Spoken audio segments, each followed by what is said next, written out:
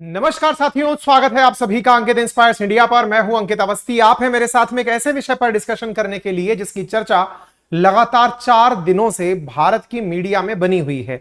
इस चर्चा के बीच में बहुत सारे साथियों के द्वारा हमें यह प्रयास किया गया बताने का कि सर हमारे लिए इस वीडियो को कवर करिए ताकि एक बार में यह पता चल जाए कि हुआ क्या था, ओवरऑल घटना क्या थी। तो हम कोशिश कर रहे हैं आज के सेशन में यह बताने की कि हरियाणा में अल्टीमेटली क्यों भड़की हिंसा और उसके साथ साथ विदेशों में से विशेष रूप से अमेरिका की क्या रही प्रतिक्रिया। आज के सेशन में हम आपको बताने का प्रयास करेंगे। फिलहाल सुर्खी पर अगर नजर डालें तो हरियाणा कम्युनल वायलेंस इस समय की हेडलाइंस हैं, जिसमें यह कहा गया है कि सैकड़ों लोग हरियाणा के स्लम क्लस्टर गुरुगांव के स्लम क्लस्टर को छोड़कर भाग चुके हैं। हरियाणा के सीएम ने कंफर्म किया है 6 लोग नूहू वायलेंस के अंदर मारे जा चुके हैं। बजरंग दल का वर्कर प्रदीप शर्मा भी सफदरगंज हॉस्पिटल में मारा गया है। साथ में न्यू वायलेंस हाईलाइट में कहा गया है कि mobile internet SMS services Haryana के अंदर 5 अगस्त तक के लिए सस्पेंड कर दी गई हैं। क्या कहानी है? हेडलाइन से जिन्हें अभी तक नहीं पता क्या चल रहा है, हेडलाइन से उन्हें समझ में आना चाहिए। ट्विटर पर चल रहे ट्रेंड से समझ में आना चाहिए। बजरंग दल, हरियाणा बर्निंग, मोनू यादव, इस प्रकार के कुछ मेजर ट्विटर ट्रेंडिंग्स आपको यहां पर दिखाई पड़ रहे हैं। क्या हुआ है, कहां हुआ है, सारी बात करेंगे, लेकिन इससे पहले यह जान लीजिए कि जिस जगह की सबसे ज्यादा चर्चा है वो है असल में हरियाणा के पास एक जगह है जिसका नाम है नूहू। नूहू जो असल में दिल्ली के एनसीआर क्षेत्र में बिल्कुल करीबी स्थान है। ये वो क्षेत्र है जो कि दिल्ली से, ये जो दिल्ली मुंबई एक्सप्रेस हाईवे जो कनेक्ट कर रहा है दिल्ली को, वो असल मायने में नूहू होकर कनेक्ट कर रहा है। ऐसे ही अलवर से दिल्ली का जो हाईवे जा रहा है वो नूहू होकर फिरोजपुर सिरका होकर के निकलता है। तो ये जो दिल्ली तक जाने वाला रास्ता है उसमें एक डिस्ट्रिक्ट है हरियाणा की जिसका नाम नूहू है, जहां पर यह घटना देखने को मिली है। ठीक है साहब, फिलहाल के लिए अगर तस्वीरें देखी जाएं तो आपको ये तस्वीरें बयान करती हुई दिख रही हैं कि हरियाणा के नूहू में इस प्रकार से गाड़ियों में आग लगाने के बाद में जलते हुए धुआं के साथ गाड़ियों की जलती हुई तस्वीरें सामने आ रही हैं। लोगों के द्वारा सड़कों पर मचाते हुए उत्पात, जली हुई गाड़ियां और उत्पाती युवक आपको दिखाई दे जाते हैं। फिलहाल के लिए आप भारत के किसी भी कोने में हो, आपको यह मैप आसानी से समझने में सहायता देगा। जहां तक बात की जाए न्यू दिल्ली की, भारत की राजधानी की, तो वो आपको शायद यहां पर विजिबल हो जाए। न्यू दिल्ली जो कि भारत की यूनियन टेरिटरी है, वो हरियाणा और उत्तर प्रदेश से सीमाएं साझा करती है। तो न्यू दिल्ली जहां हरियाणा से सीमा साझा करती है, उसी के साथ कनेक्टेड कुछ जगह हैं, जिनमें से आपको यहां पर नूहू नामक जगह, यहां मानेसर, यहां सोहना, यहां गुरुग्राम दिखाई पड़ते हैं। इन्हीं में से यह नूहू जो है ये सुर्खियों में है। एक प्रकार से कहिए तो दिल्ली से सटी हुई जगह है नूहू, गुरुग्राम के साथ कनेक्टेड जगह है नूहू, यानी कि एनसीआर के बिल्कुल करीब से संपर्क में आने वाली जगह है, जो कि हरियाणा के एक तरह से दक्षिणी हिस्से के अंदर स्थित है। ठीक है साहब, अब यहां पर आपको सिक्योरिटी फोर्सेस को फ्लैग मार्च करते हुए देखा जा सकता है, जिसमें यह दिखाया गया है कि नूहू के अंदर कर्फ्यू लगाया गया है 2 ग्रुपों के बीच में हुई झड़प के बावजूद, मतलब की वजह से। तो अब कुल मिलाकर के आपको अब तक यह समझ में आ चुका होगा कि 2 ग्रुपों के बीच में जो हुई झड़प है उसके चलते कर्फ्यू का लगना, गाड़ियों का जलना, लोगों का मरना, इंटरनेट का बंद होना, यह सब हो चुका है। आप यहां पर अगर देखें तो एक सुर्खी है जिसमें आप देख सकते हैं एसएमएस सर्विस नूहू, फरीदाबाद, पलीवल, सोहना, पटौदी, मानेसर और गुरुग्राम डिस्ट्रिक्ट तक अगस्त 5 तक के लिए बंद कर दी गई हैं। 20 कंपनियां पैरामिलिट्री फोर्सेस की राज्य के 4 जिलों के अंदर बंद कर दी गई हैं, मतलब एक तरह से कंपनियां तैनात कर दी गई हैं। साथ में पलवल तक बुधवार तक 3 रातें 2 धार्मिक स्थानों के जलाने की खबर निकल करके आ रही है। हिंसा के असर के चलते 4 जिलों में इंटरनेट बंद है, पंचायत पर रोक है, 9 जिलों में 144 लागू है, इंटरनेट कई जिलों के अंदर बंद है, पंचायत पर रोक लगा दी गई है। ये कुछ अपडेट हैं जो कि हरियाणा से संबंधित हैं। नूहू में 3 दिनों के साथ जारी जो कर्फ्यू था उसमें आज 3 दिन की छुट्टी दी गई और यहां पर कई टीमें गठित करके जांच की जा रही है। ठीक है, हरियाणा के इस नूहू से कनेक्टेड जितनी भी जगह हैं उन पर भी मतलब वो कह दिया गया है, अलर्ट दे दिया गया है कि आप भी सुरक्षित रूप से रहें। अमेरिका की तरफ से बयान आ गया है जिसमें कहा गया है कि कृपया करके इस प्रकार के वायलेंस से बचकर रहें। कम्युनल क्लैशेस होना, हिंदू मुस्लिम में दंगे होना ठीक बात नहीं है। अमेरिका ने अर्ज की है शांति बनाए रखने की। आइए अब जानते हैं हुआ क्या था। यह तो आपने जान लिया कि उस घटना के बाद क्या हुआ। अब घटना को जानते हैं कि क्या घटना ऐसी हुई जिसमें कम्युनल वायलेंस जैसी चीज दिखाई दी, 2 पक्ष सुनाई दिए, अमेरिका द्वारा कम्युनल वायलेंस ना करे जाने का आह्वान किया गया। तो चलिए शुरुआत से समझते हैं। हरियाणा का एक जिला है नूंह, जहां 31 जुलाई को एक शोभा यात्रा निकाली गई। शोभा यात्रा से अर्थ क्या है? जिस प्रकार से डोले निकाले जाते हैं यात्रा के अंदर, जैसे कई बार आपने सुना होगा कि आपने झांकियां निकाली, मंदिर के लिए आवश्यक जो भी पूजन सामग्री है या मंदिर की प्रतिमाएं हैं या उनके प्रतिरूप हैं, उन्हें लेकर के शोभा यात्रा निकाली गई थी। यात्रा कुछ ही दूर पर पहुंची कि उसके ऊपर पथराव और फायरिंग की खबरें आने लगी। देखते ही देखते मामले के अंदर सांप्रदायिक रंग ले लिया, यानी हिंदू मुस्लिम होना शुरू हो गया। इस घटना के चलते 2 होमगार्ड समेत 6 लोगों की जान चली गई। ऐसा क्या हुआ जिसके चलते लोगों के द्वारा आगजनी, तोड़फोड़ ये सब की गई? अब इसके बारे में जानते हैं। असल मायने में नूंह के अंदर 31 जुलाई को विश्व हिंदू परिषद के द्वारा ब्रजमंडल यात्रा निकालनी जानी थी। ब्रजमंडल यात्रा, ब्रज असल में मथुरा के अंदर वो वाला क्षेत्र है जहां भगवान श्री कृष्ण का बालपन बीता है, उसी से कनेक्टेड क्षेत्र, क्योंकि ये यूपी के बॉर्डर से भी कनेक्टेड है, इस वजह से ब्रजमंडल यात्रा यहां से निकाली जानी थी। यात्रा नूंह के अंदर एक मंदिर है जिसका नाम है नलहरेश्वर मंदिर से शुरू होकर बड़कली चौक, फिरोजपुर झिरका के शिव मंदिर होते हुए पुन्हाना के राधा कृष्ण मंदिर तक जानी थी। दोपहर 1 बजे यात्रा बड़कली चौक पर पहुंची तो कुछ लोगों ने पथराव कर दिया, यहीं से हिंसा की शुरुआत हो गई। जल अभिषेक यात्रा, यानी कि पानी जो भगवान के ऊपर अर्पित किया जाता है, वह यात्रा नलहरेश्वर मंदिर से शुरू हुई थी। यात्रा 500 मीटर ही आगे बढ़ी थी कि दंगाइयों ने हमला कर दिया। इसके बाद श्रद्धालु वापस आकर मंदिर में छिप गए।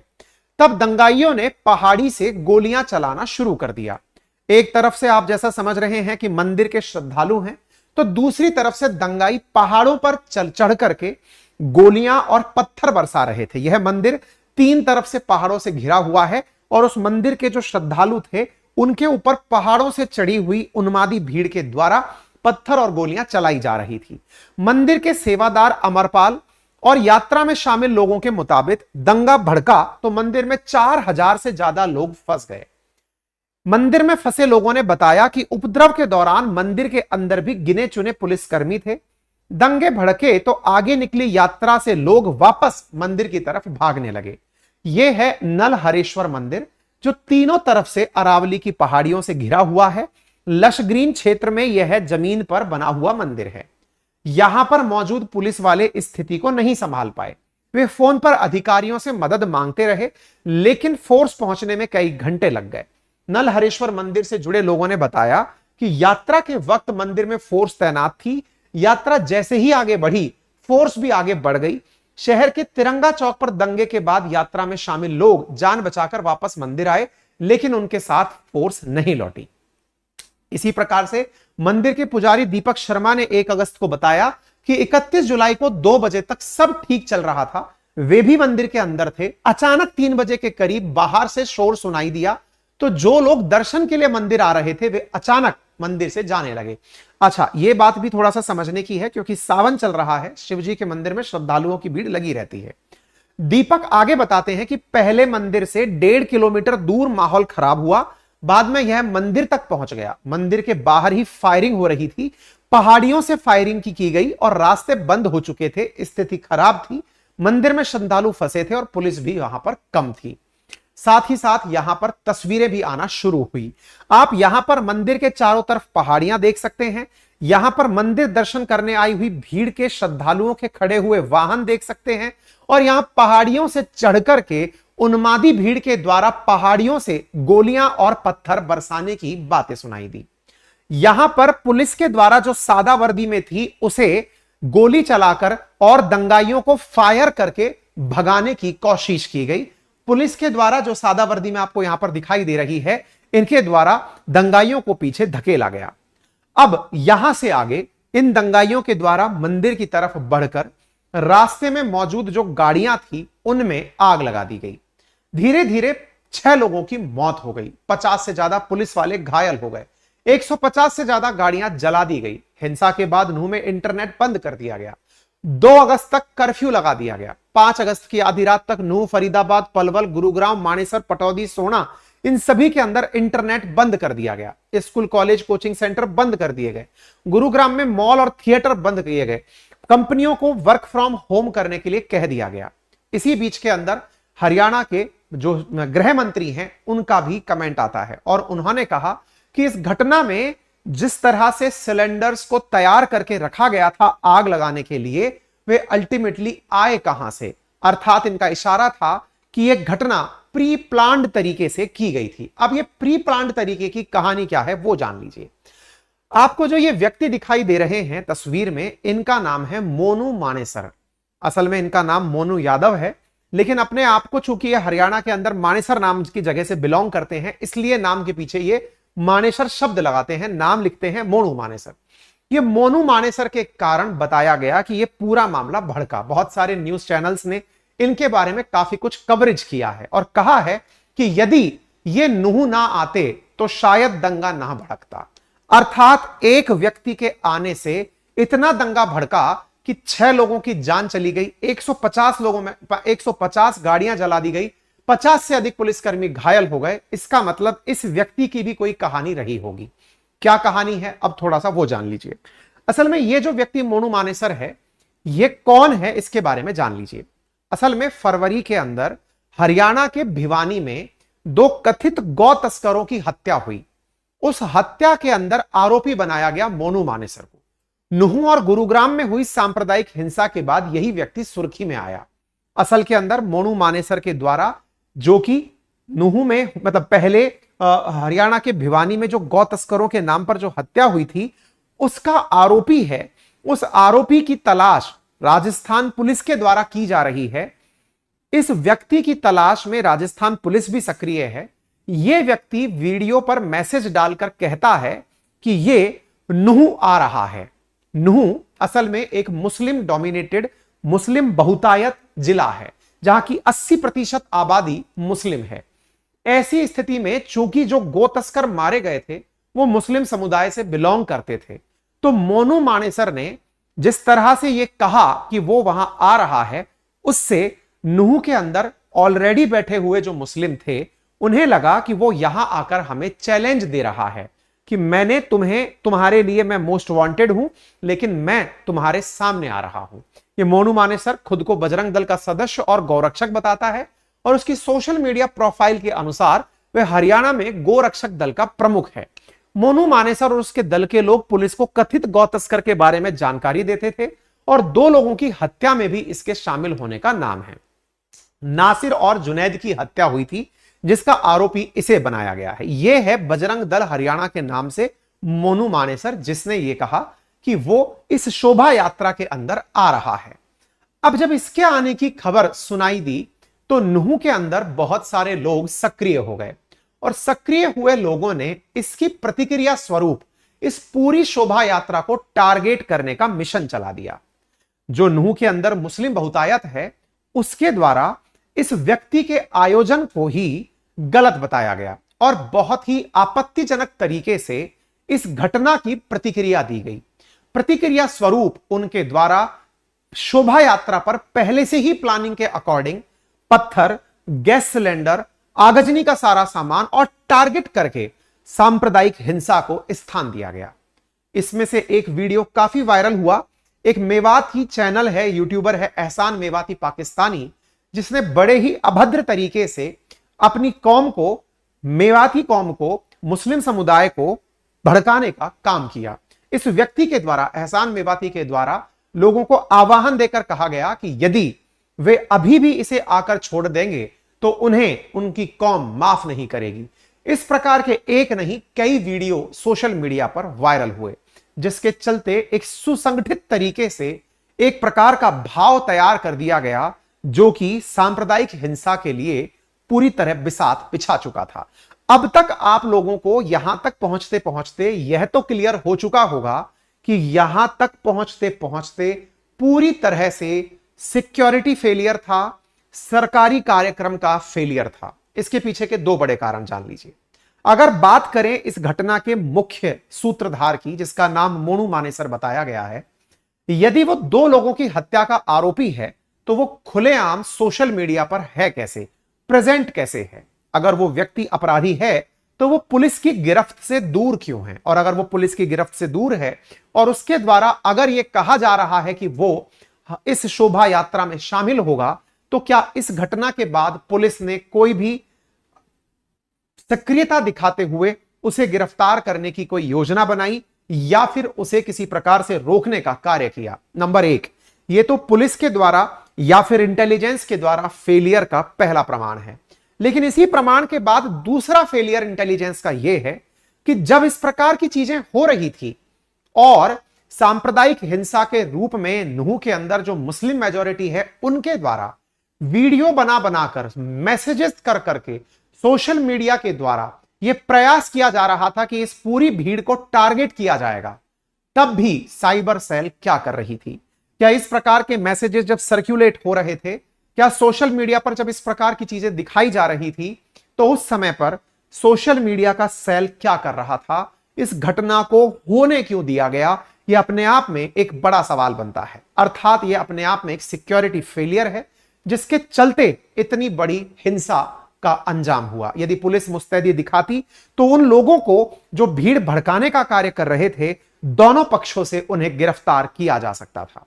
लेकिन यह अपने आप में एक फेलियर सिद्ध हुआ।